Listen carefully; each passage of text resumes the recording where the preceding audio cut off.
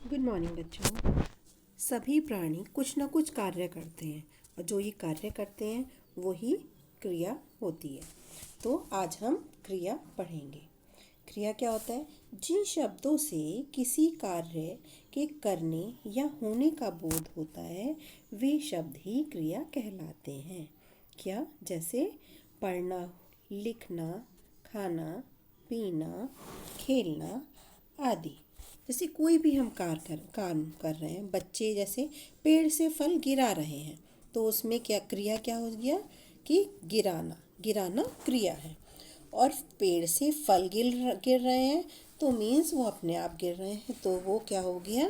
गिरना। वो भी गिरना ही हुआ।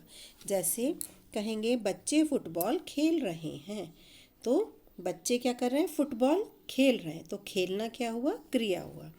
और भी उदाहरण देख लेते हैं। जैसे राकेश गाना गाता है, मोहन पुस्तक पढ़ता है, मनोरमा नाचती है, मानव धीरे धीरे चलता है, घोड़ा बहुत तेज दौड़ता है। इसी तरह ऊपर दिए गए जो वाक्य हैं उसमें गाता है, पढ़ता है, नाचती है, चलता है और दौड़ता है, ये सारे शब्द क्या हैं? काम का होने का बोध करा रहे हैं, इसलिए इन्हें हम क्रिया ही कहेंगे। क्रिया हमें समय सीमा के बारे में संकेत देती है। क्रिया के रूप की वजह से हमें यह पता चलता है कि कार्य वर्तमान में हुआ है, भूतकाल में हुआ है या भविष्यकाल में हुआ है।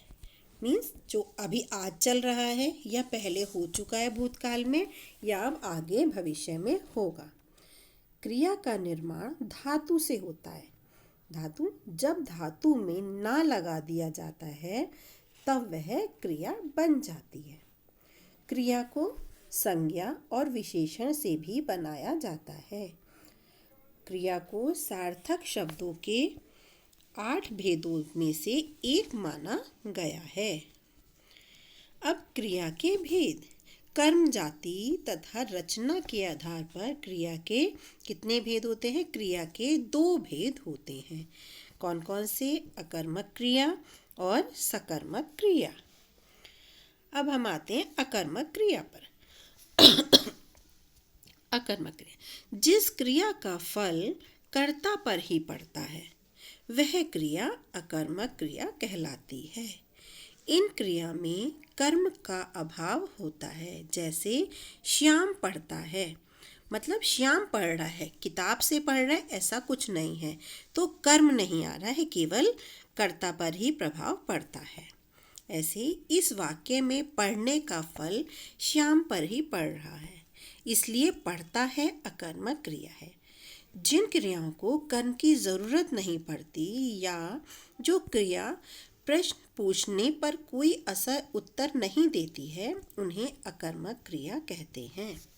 अर्थात जिन क्रियाओं का फल और व्यापार कर्ता को मिलता है उसे अकर्मक क्रिया कहते हैं। मीन्स इसमें हम ये कहेंगे कि इसमें कर्म की आवश्यकता नहीं होती है। जैसे कुछ हम क्रिया अकर्मक क्रिया के उदाहरण देख लेते हैं। राजेश दौड़ता है, सांप रेंगता है, पूजा हंसती है, मेघनाथ चिल्लाता है, बच्चा डरता है, राम उपदेश देते हैं। इसमें हम क्रिया का देखेंगे। क्रिया जैसा कि आप ऊपर दिए गए उदाहरणों में देख सकते हैं कि दौड़ता है, रेंगता है, हंसती है, चिल्लाता है या डरता है या उपदेश देते हैं, तो ये क्या है? हमारी अकर्मक क्रिया है। इन वाक्यों में कर्म का अभाव है। ये नहीं पता चल रहा राकेश दौड़ रहा है, कहाँ दौड़ रहा है, कैसे दौड़ रहा है, ये नहीं मालूम चल रहा, केवल दौड़ रहा है वो। तो इसका क्रिया का फल कर्ता पर ही पड़ रहा है, इसलिए यह उदाहरण अकर्मक क्रिया के अंतर्गत ही आएंगे। अब हमारी आती है सकर्मक क्रिया। जिस क्रिया में कर्म का होना जरूरी होता है वह क्रिया सकर्मक कहलाती है। इन क्रियाओं का असर कर्ता पर न पड़कर कर्म पर पड़ता है। सकर्मक अर्थात कर्म के साथ, मतलब कि जैसे कोई भी काम है तो वो किया जा रहा है। बच्चे खा रहे हैं, तो क्या खा रहे हैं? खाना खा रहे हैं, पिज़्ज़ा खा रहे हैं या मैगी खा रहे हैं। मोहित देख रहा है, तो क्या देख रहा है? टीवी देख रहा है, तो इसमें कर्म आ जाता है।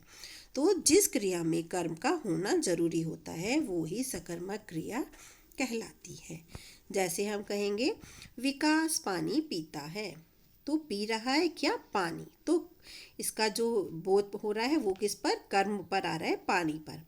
इसमें पीता है, क्रिया का फल कर्ता पर न पड़ के कर्म, कर्म क्या है हमारा? पानी है, पानी पर पड़ रहा है, अतः ये सकर्मक क्रिया होती है। और हम उदाहरण देख लेते हैं सकर्मक क्रिया के। जैसे रमेश फल खाता है, तो अगर हम ये कहें कि रमेश खाता है तो वो हमारी हो जाएगी अकर्मक क्रिया। लेकिन जब हम यह एकदम एग्जैक्ट बता रहे हैं कि रमेश क्या खा रहा है? फल खा रहा है, तो इसका प्रभाव किस पर पड़ रहा है? कर्म पर पड़ रहा है। कर्म क्या है? फल। तो यह हमारी सकर्मक क्रिया होगी। सुदर्शन गाड़ी चलाता है, तो सुदर्शन चला रहा है, क्या चला रहा है? गाड़ी। मैं बाइक चलाता हूँ, रमा सब्जी बनाती है, सुरेश सामान लाता है। जैसा कि आप ऊपर दिए गए उदाहरणों में देख सकते हैं कि क्रिया का फल कर्ता पर ना पड़ के कर्म पर पड़ रहा है। कर्म क्या हो गया? फल, गाड़ी, बाइक, सब्जी और सामान। ये सब क्या होंगे? ये उदाहरण सब सकर्मक क्रिया के अंतर्गत आएंगे, क्योंकि इसमें कर्म पर इसका प्रभाव पड़ रहा है। धन्यवाद।